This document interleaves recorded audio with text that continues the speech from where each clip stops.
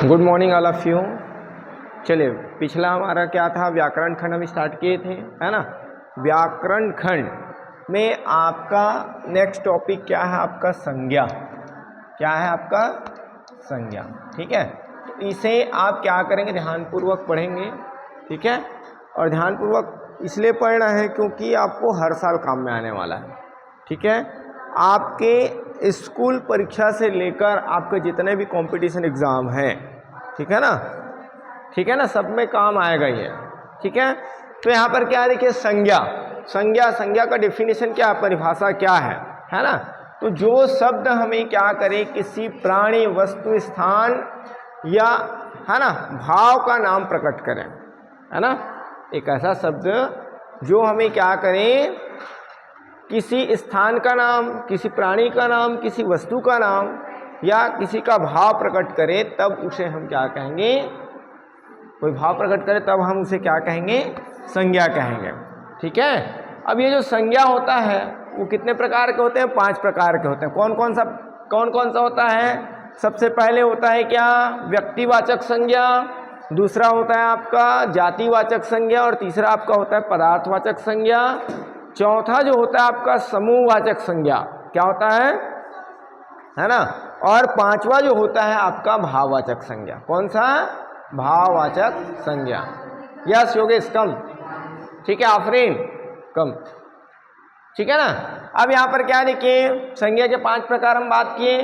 कौन कौन सा बात किए हैं, व्यक्तिवाचक संज्ञा, जातिवाचक संज्ञा, पदार्थवाचक संज्ञा, समूहवाचक संज्ञा और भाववाचक संज्ञा, ठीक है। तो इसमें से देखिए व्यक्तिवाचक संज्ञा किसे कहेंगे, ठीक है। तो वहां पर देखिए वह शब्द जो हमें किसी व्यक्ति विशेष के बारे में क्या करता है, जानकारी देता है ना। एक ऐसा शब्द जो हमें किसी व्यक्ति विशेष के बारे में क्या करता है, जानकारी देता है। जैसे यहाँ पर देखिए रामू स्कूल जाता है ना, क्या है देखिए, रामू स्कूल जाता है मीन्स, है ना, व्यक्तिवाचक, किसके बारे में बात किया जा रहा है, रामू के बारे में बात किया जा रहा है ना। किसके बारे में बात किया जा रहा है, रामू के बारे में, है ना। जैसे भारत का प्रधानमंत्री क्या है, श्रीमान नरेंद्र मोदी जी हैं, है ना।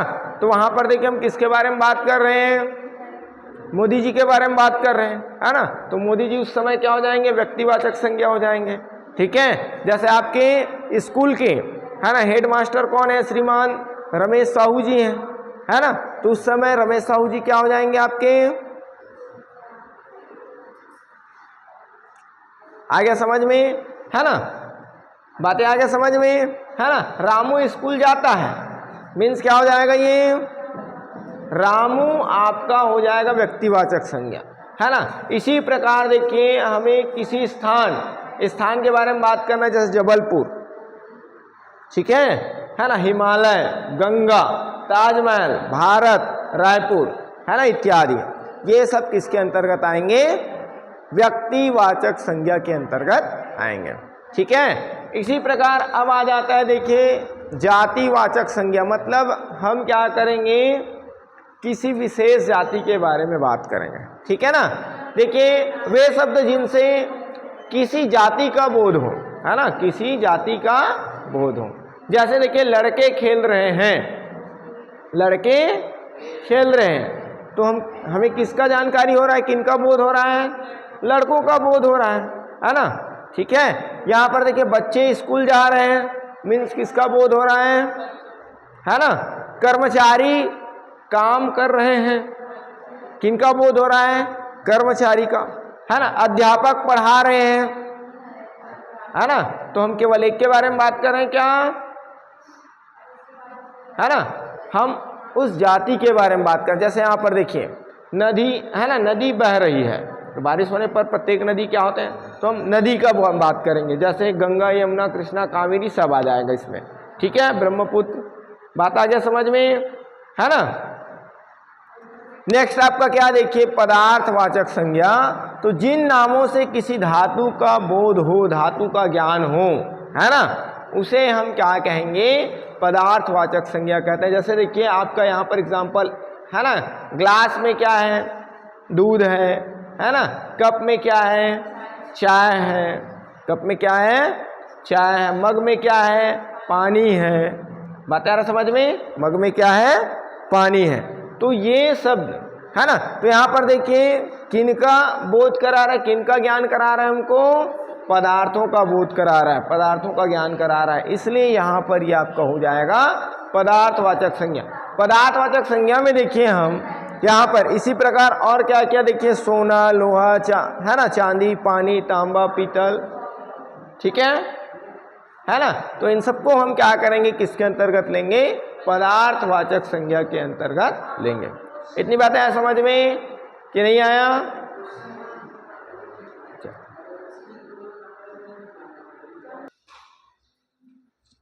चलिए इसके बाद हमारा क्या है, चौथा, ठीक है। चौथा क्या है देखिए, समूहवाचक संज्ञा। क्या है, समूहवाचक संज्ञा, है ना। तो देखिए जिस नाम से किसी वस्तु के समूह का बोध होता है ना, उसे हम क्या कहेंगे, समूहवाचक संज्ञा कहेंगे। समूहवाचक, समूह मतलब होता है झुंड, है ना। जैसे कक्षा में बच्चों का झुंड, है ना, कक्षा में क्या होता है, बच्चों का झुंड, है ना। मेले में व्यक्तियों का झुंड होता है कि नहीं होता है, होता है ना, ठीक है। समूह मतलब क्या होता है, झुंड, है ना।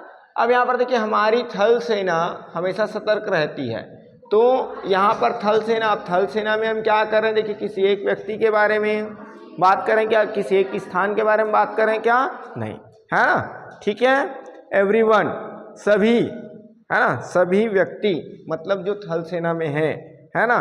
और थल सेना कोई एक जगह रहने वाला नहीं है, सब जगह फैला हुआ है, ठीक है। ऐसे देखिए इसी प्रकार कक्षा, कक्षा में क्या हो जाएगा, बच्चों का समूह होगा, है ना, झुंड, मेला, पुलिस, है ना। इनको हम क्या कहेंगे, देखिए क्या कहेंगे, समूहवाचक, सॉरी संख्या हो गया है, संज्ञा, ठीक है।